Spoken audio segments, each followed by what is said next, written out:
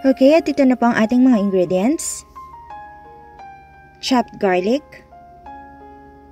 onions,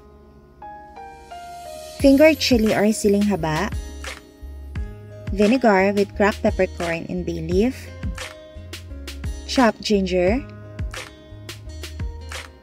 tomato, water, salt, and of course, ang ating pong tilapia fish. Kinat na rin po natin ito into 2. At gagamit po tayo ng oil. Nagpainit na tayo ng oil. Ilagay na natin yung garlic.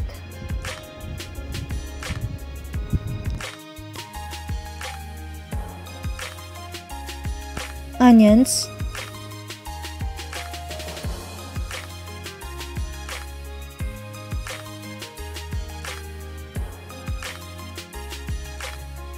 Tomato,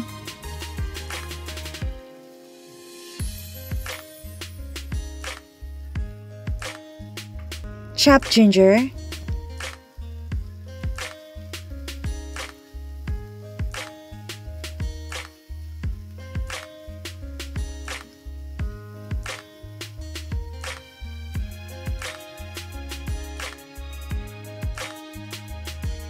then the vinegar with cracked peppercorn and bay leaf,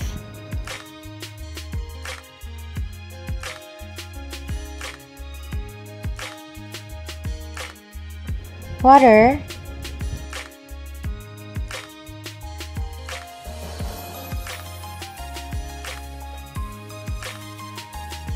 then the fingered chili or siling haba,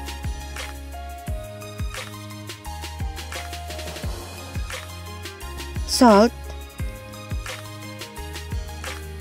Okay, simmer lang natin within 3 to 4 minutes at ilalagay na natin yung ating fish. At ito na rin po yung tamang sukat ng ating mga ingredients. Screenshot nyo na guys!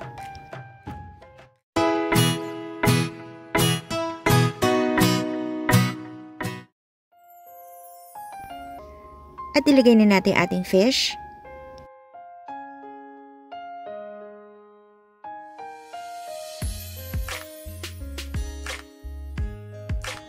Okay, simmer natin ito within 20 minutes.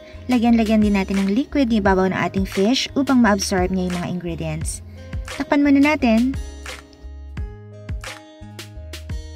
Guys, don't forget, sa pagluluto, lalagyan po lagi natin ng pagmamahal.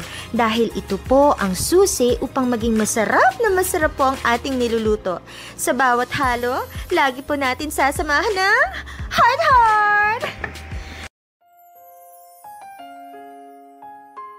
At ito-transfer na natin siya sa isang serving plate.